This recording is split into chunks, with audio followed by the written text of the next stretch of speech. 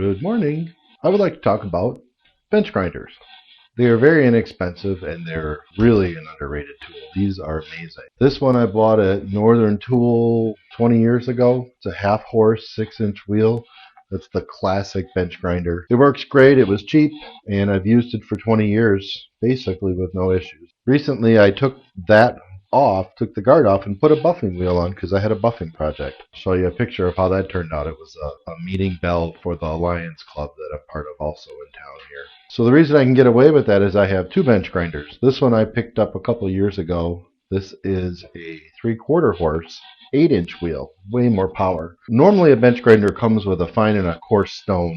I've never really found for what I use it for that to be really that helpful. I suppose if you were making tooling and stuff it might be, but really all I use the grinder for is taking burrs off. The wire wheel is mostly what I use. I like the buffing wheel so much that I decided to leave it like this with my lower power half horse, which tends to stall out when you put a lot of pressure on it, set up for easy work. I'm going to use my new big dog here, my 8-inch, for heavy duty work like big time wire wheeling. So I purchased another one of these.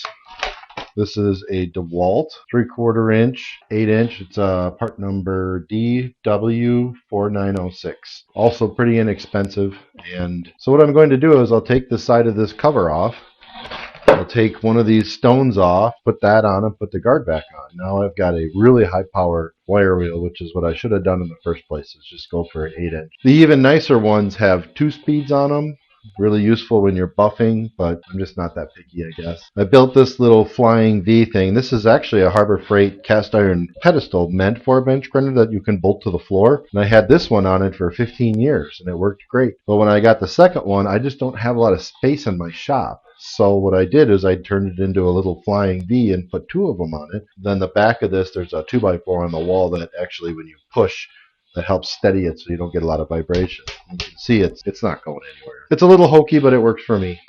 Anyways, let's get to it. To get this cover off, we're just going to back these screws out. 4 or 5. 1, 2, 3, 4. There's 5. I do collect unusual tools because you never know when you're going to need them. I happen to have this little stubby screwdriver. I've only used it once, but I notice here that I can't get anything in here except this little stubby because of how I mounted this power box. Now I can prove to myself that I need to buy lots of weird tools. My toolbox only has one of everything in it. I don't have duplicates except a few tools, like tools I use a lot of, say a 1/2-inch wrench or something like that. Huge fan of vice grips. They often act as my second hand. How I broke the screw loose, I actually just took vice grips, clamped it onto the screwdriver like such to give me the torque here. Once you get it broken loose, it's pretty easy, but huzzah, huzzah, I got the last screw out. This one's really nice. Normally they have a nut on the back side, which I have to hold with the vice grips, and it's kind of hard to get threaded back on, but apparently DeWalt outdid themselves and put a threaded one in, which is great. That makes my life easy. So now I'm going to take this off. Fan of vice grips, not for the reason most people use them. I really like these vice grips, these little ones that are needle nose. These are great. I'll show you why. You can't get most wrenches into a slot like this to grab hold of the nut on the other wheel. Oh, gotta go a little smaller here. I've learned over the years, you can just get the nut on the other wheel to stay still, then you can get the nut off the wheel you're trying to change. This way I don't have to take the cover off of both sides. That's really what I'm up to. You don't have to grip it that hard. Another one I'm really a huge fan of, I use constantly, is this. I got this in a set of 3 or 4Channellocks. It's the littlest one. It's amazing. It gets into small spaces and it has a pretty big throat. Now which way you turn this nut, one side you turn clockwise to loosen, the other one you turn clockwise to tighten. So this one, you can just look at the threads and see if I turn it counterclockwise, it should just pop loose. And that's really on there. Let's get a bigger one. Nope. Because when you use a wheel like this, the force of this actually forces the nut tighter. It doesn't have to be that tight for you to put on. Kind of like an oil filter in the car. It doesn't have to be that tight. Oh, that would be a problem. Like I said, I've never really done anything with this. This is the way I got it when I bought it. I bought this off a gentleman that was living south of me that was moving back to Germany and was selling off all his tools. There you go, the coarse one. Great. I'll just get rid of that. So now that I've got the stone off, I'm just going to put my new wire wheel on. Normally, I believe the 8-inch wire wheels have a 1/2 inch or sometimes a 5/8 arbor. Usually they come with little plastic things like this. So I believe that's a 1/2 inch, and if you have a bigger arbor, you just pop the plastic ones out. For an 8-inch, I believe that is a 5/8 arbor. There's no plastic plugs, so apparently every 8-inch on the planet must use the same hole. I mean, bench grinders really haven't changed much in forever. It's just a motor with a spindle coming out both sides. Also, on these nuts, you'll notice sometimes that there's an extruding flat part. This one looks like you can put it in either way, but some nuts you'll see it'll look normal on one side and have a machine flat spot on the other. That's the side you're supposed to put in. This one looks like it's universal. And I'll just snug that nut up. There's no need to get carried away because it will snug itself as you use it. There you go. Sometimes you might break the nut free on the other side. That's no big deal because, like I said, it'll get tight as soon as you use it. So let me put the cover back on. Yeah, you should never run these without a cover. I'm sure the manual says that, but that's the only Achilles heel of these is because they do grind and remove debris. They throw things everywhere. This Dewalt one's nice. It actually has a port on the back that you can actually put a vacuum hose on or whatever you want to do to direct the flow of junk. I just haven't used it yet, but I have built myself last winter a couple of homemade cyclones out of road cones. They work great. I watched a bunch of YouTube videos, and the bottom line is that it's not that hard to build one, and you don't have to be that accurate. And that tough one down there, I'm just going to leave that one out. There's no need for all these screws. All you're trying to do is keep the debris trapped inside here so it comes out in a predictable way, either at you where you're working, or more likely it'll come out the back.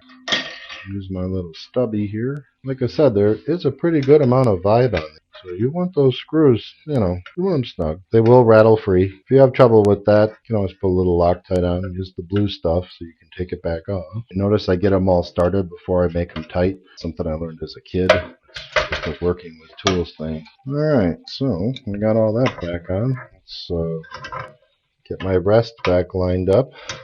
And the thing that happens with these wire wheels is things tend to slip down in there. So I found over the years, the closer you can get the rest to the wire wheel, the less it'll want to suck things down and throw it around in there. Then you'll take the side off or something. And that's it. All done.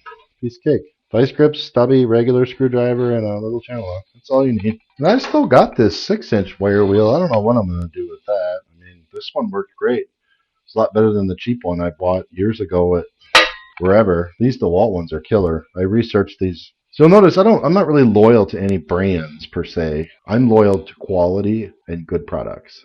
So let's just do a demonstration here.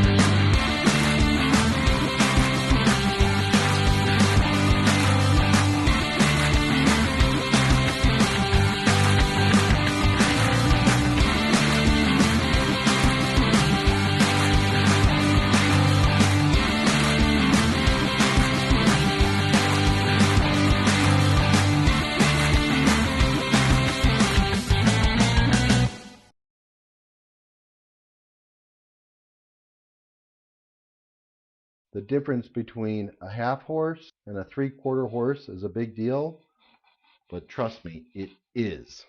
I think part of it is you have more spinning inertia on the bigger wheels too. Super satisfied. Wished I had done this a long time ago.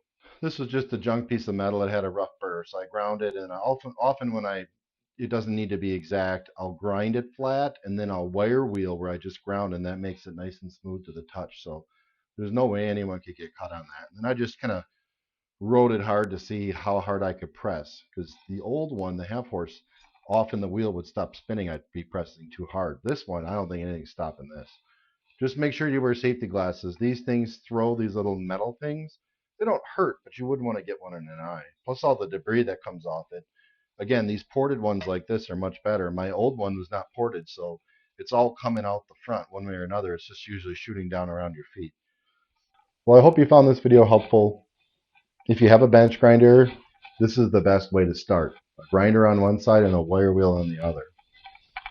I put the wire wheel on the right because I'm right-handed. And with all the angles you need to hit, it seems to work for me. But you can experiment. You can move them around and stuff. I think that the best setup is to have 3 of these things. One setup like this, another setup like that, and then a third one with 2 different buffing pads. But I don't have that kind of money, nor do I have the shop space. But having a wire wheel will far outweigh the things you can do with just a grinding wheel. For every time I grind something, I wire wheel something 20 or 30 times. I mostly use it to clean up tools, clean up metal cuts, or let's say I drill a hole, you can wire wheel the final surface. It makes it really smooth so it's to the touch. It's just a really handy tool to have, and you can rescue a lot of old tools just by wire wheeling and then oiling or painting afterwards. It's a fun, easy project, and it gets you comfortable using a bench grinder, and you learn how to not get hurt on it. When you're doing small stuff, I always use a vice grips, and like a nut or something or a screw, and clamp it there, and then did that. So if it grabs it, it pulls the vice grips into not your hand. So, but bigger stuff, you just keep your hands out of the way, and if it's just like a drill press. If it wants to grab it, just let go. You know, you can always buy another whatever. You can't buy another hand. Double so for me. So, hope you enjoyed the video, and I'll see you in the next one. Bye. Let me show you something I did recently. Hang on.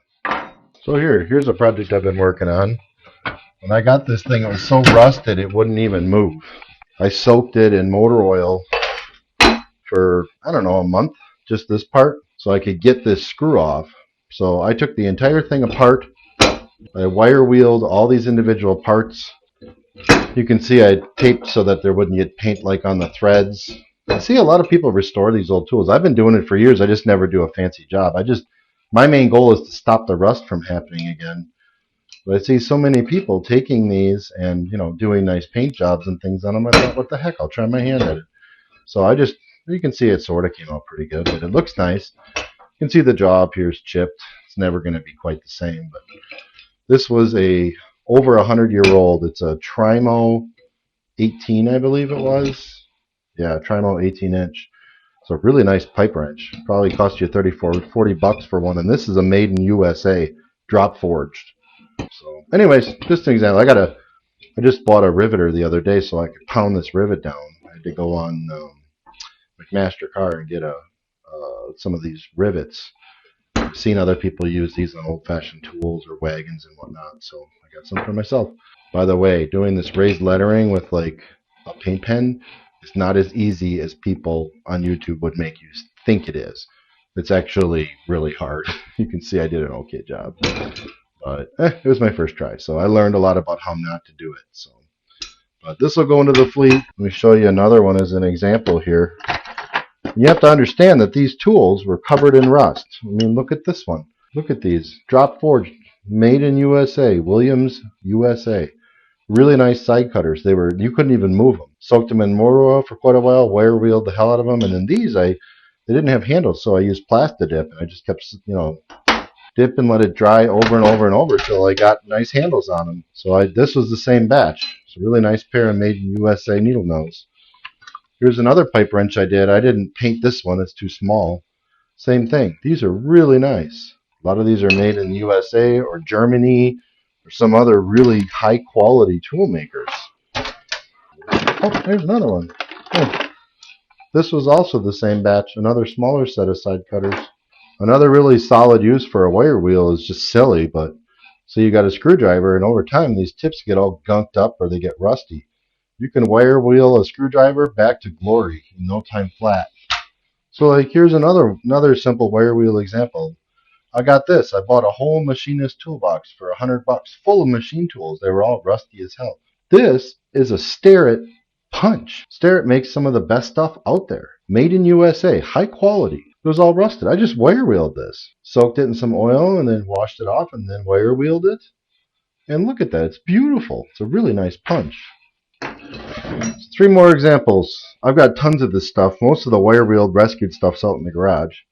But here, look at this. Covered in rust. I took it all apart, wire wheeled it. This is for, mostly I use it for tapping threads. What's nice is that you can tap in tight spaces. So you can get it halfway around, push the handle through, and go around again. Or you can just use it as a T-handle. Wonderful. Here's one of my best rescues I ever did. It's a caliper for measuring the distance between there.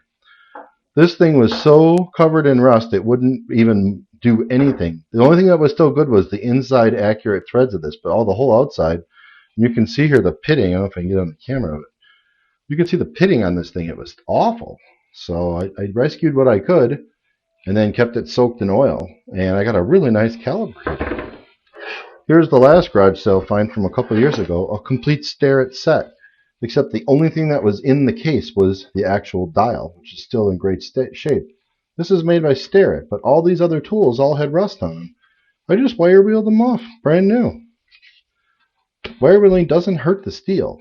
If you press too hard, it will take steel away, but if you just do a light, or maybe, if you're trying to preserve tolerances, like I would never have wire wheeled the inside threads of this, that I just cleaned with a Scotch pad because it will take a little bit of material off. But on the outside, you can see where it was laying down with the rust. So, but I was able to get this thing back to be calibratable, and I use it all the time. It's great. Saved myself $50. I bought this for $2. So, anyways.